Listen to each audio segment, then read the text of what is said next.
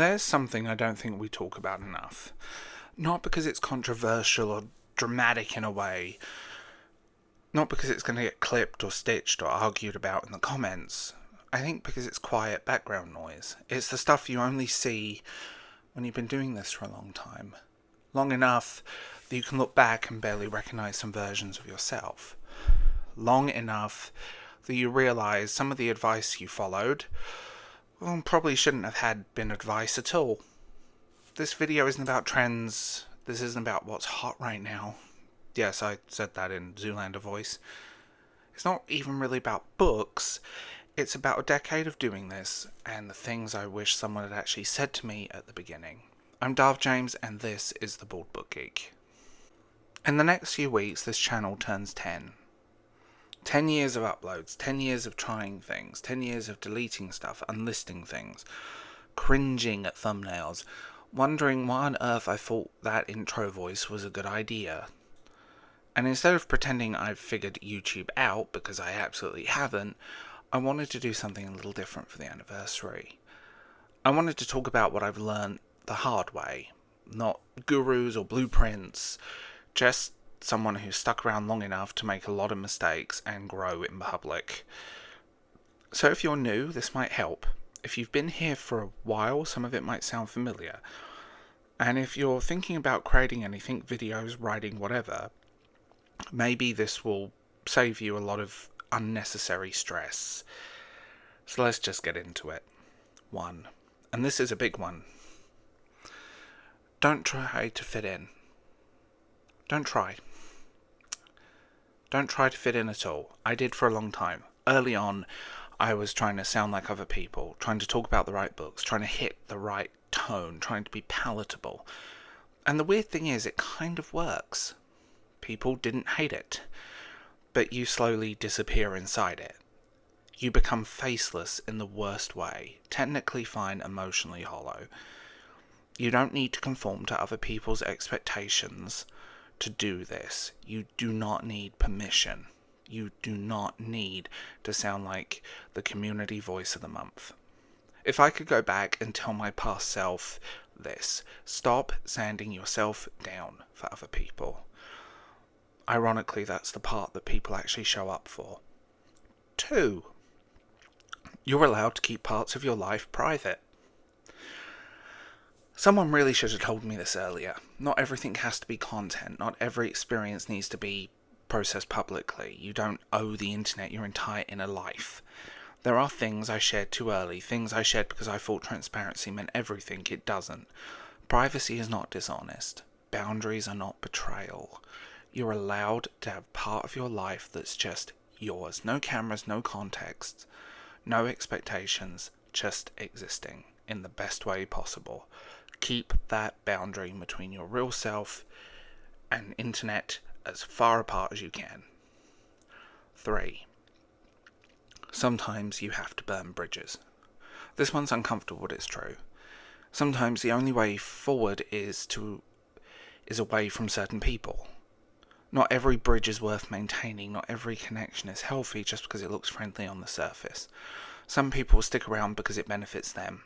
Some people will cheer you on right up until you stop being useful. That's lived experience. Not bitterness, before anyone says it. It's a lived experience. Burning bridges doesn't make you cruel. Sometimes it just makes you free. 4. Not everyone is your friend. And that's related to the previous one. Not everyone who smiles at you is your friend. Not everyone who DMs you supports you. Not everyone who collaborates with you cares about you. Some people are just opportunistic with good vibes. And that sounds harsh, but once you accept that, everything gets easier. You don't need to make friends. You don't need to force friendships. The right people find you organically. You find them organically. Sometimes quietly, without pressure, and those are the ones that last. And you can see that in my comments section. Okay, 5. Do the weird off-topic videos, please. Do the random videos.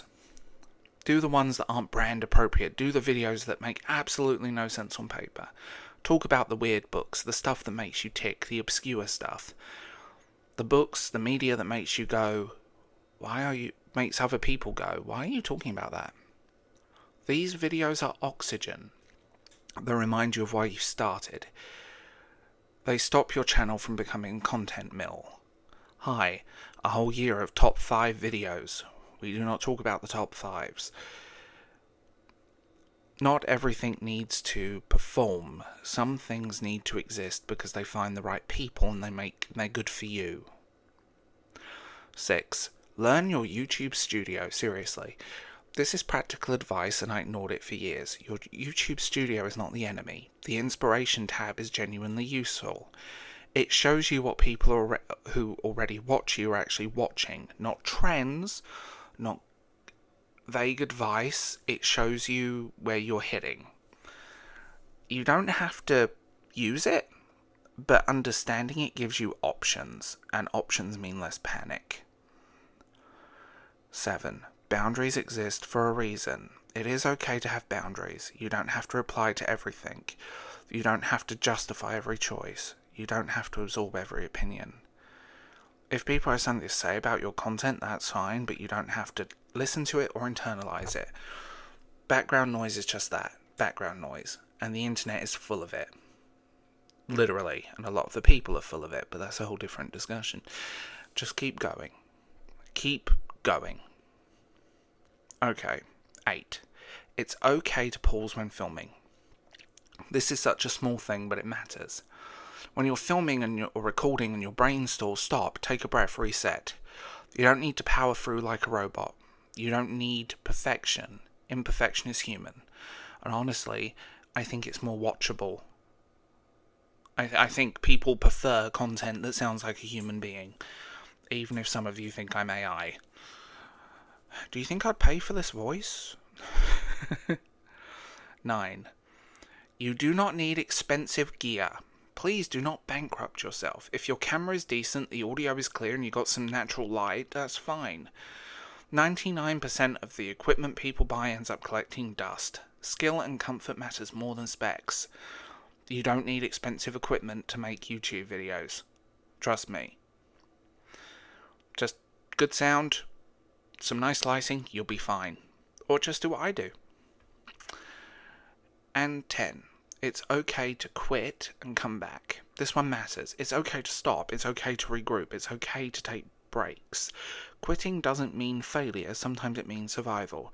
You can always come back. Changed, clearer, lighter, whatever. You can always come back. You can always just stop for a little while. 11. This is supposed to be fun. Above all else, this should be fun. It should not feel like constant pressure. It should not feel like constant panic. It should not feel like you're drowning in expectations, especially your own. The amount of pressure I put on myself over the years, that one's on me. If an idea isn't working, try something else. If a video isn't clicking, come back to it later. This is not a life sentence, it's a creative space. Okay, 10 years in, I don't have everything figured out. But I do know this. You don't need to fit in, you don't need permission. You don't need to be perfect, you just need to keep showing up as yourself. And if you've been here for any part of this decade, thank you. And if you're just finding this channel now, welcome. We're doing this the honest way. I'm Dove James, and that was The Bald Book Geek. If you want to support this channel, you can like, subscribe, leave a comment, or hit that hype button. And if you want to get involved, you're welcome to join my Substack, my Patreon, or become a channel member for a podcast and early access to content. I will talk to you guys soon. Bye.